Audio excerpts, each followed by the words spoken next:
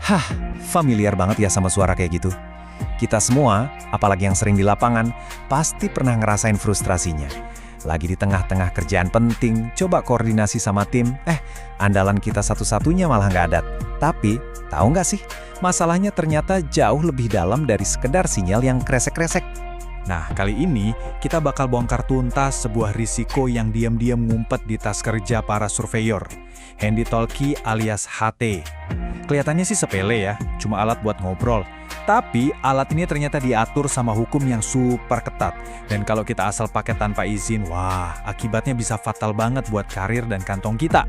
Oke, kita bedah dulu ya masalahnya. HT itu kan udah kayak nyawa kedua di lapangan. Koordinasi antara yang megang prisma sama yang di alat, entah itu total station atau GPS geodetik, ya bergantung banget sama komunikasi yang lancar jaya. Cuma, saking gampangnya, kita sering lupa kalau pakai frekuensi radio itu nggak bisa sembarangan. Itu pelanggaran serius loh. Nah, ini dia poin paling krusial yang sering banget kita lewatin. Spektrum frekuensi radio itu bukan kayak udara bebas yang bisa kita hirup seenaknya. Pemerintah itu menganggapnya sebagai sumber daya alam yang terbatas dan strategis. Sama pentingnya kayak minyak, gas bumi, atau tambang. Makanya penggunaannya harus dan wajib diatur sama negara. Dan karena ini aset negara, ya aturannya nggak kaleng-kaleng dong. Ada hierarki hukum yang jelas banget dan mengikat kita semua. Tujuannya satu, menjaga ketertiban dan keamanan penggunaan jalan tol udara ini. Coba deh, lihat di sini. Lapisannya banyak banget. Mulai dari yang paling atas, Undang-Undang Telekomunikasi, yang belum lama ini diperbarui lagi lewat Undang-Undang Cipta Kerja. Terus turun ke peraturan pemerintah, sampai ke level yang paling teknis di peraturan menteri.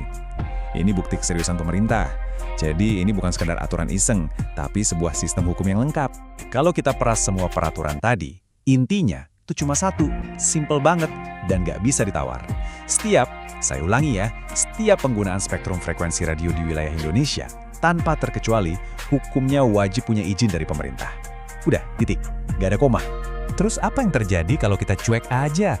Mungkin ada yang mikir, halah cuma HT doang, siapa juga yang mau ngecek? Wah, jangan salah, ada loh polisinya. Namanya Balai Monitor Spektrum Frekuensi Radio dari Kominfo.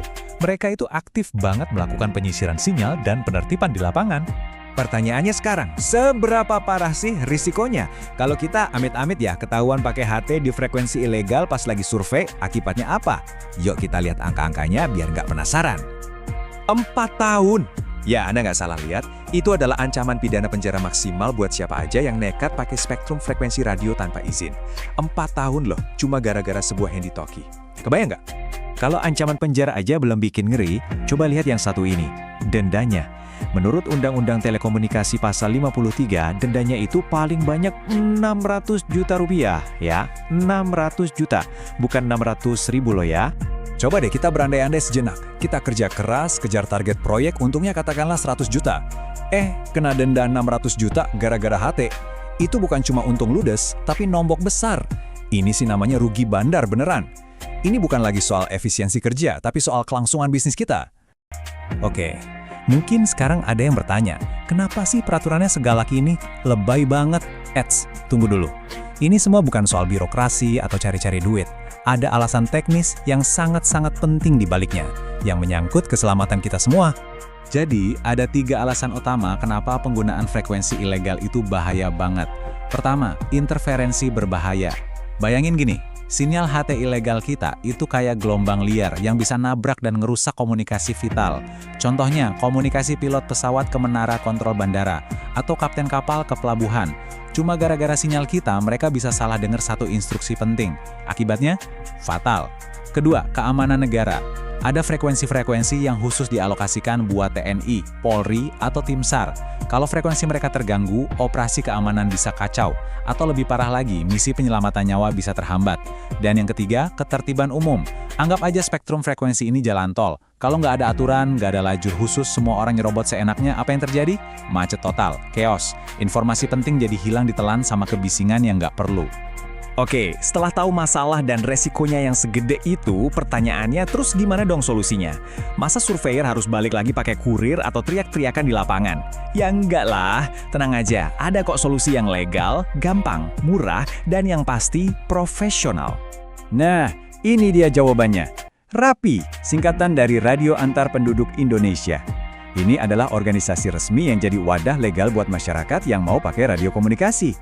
Cukup dengan jadi anggota RAPI dan mengantongi ikrab atau izin komunikasi radio antar penduduk, kita udah sah dan diizinkan berkomunikasi di frekuensi yang sudah ditentukan. Gampang kan? Nah, yang paling penting buat kita para surveyor ada di sini. Coba lihat tabelnya. Sebagai anggota RAPI, kita bisa pakai pita frekuensi VHF di rentang 142 sampai 143,6 MHz. Ini yang biasa disebut 2 meter band, dan ini cocok banget buat komunikasi jarak dekat di lapangan survei. Kuncinya cuma satu, pastikan HT kita disetting hanya di dalam rentang frekuensi legal ini, jangan keluar jalur. Yuk, kita bandingin langsung biar makin jelas. Di satu sisi, kalau kita ilegal, ada risiko denda 600 juta, ancaman penjara 4 tahun, dan bisa membahayakan nyawa orang lain. Di sisi lain, kalau kita urus izin, kita bisa kerja dengan aman dan tenang, citra kita jadi lebih profesional, dan komunikasi pun lancar tanpa rasa was-was. Pilihannya jelas banget kan, mau yang mana? Pada akhirnya, jadi surveyor profesional itu bukan cuma soal jago ngukur dan hasil yang akurat, tapi juga soal integritas dan taat sama aturan main. Yuk urus izin komunikasi kita lewat RAPI. Atau ada pilihan lain yaitu menggunakan perangkat PMR 446 MHz yang statusnya bebas izin. Dengan begitu, kita bukan cuma ngelindungin diri sendiri dan bisnis kita, tapi juga nunjukin kalau kita adalah surveyor yang cerdas, bertanggung jawab, dan profesional sejati.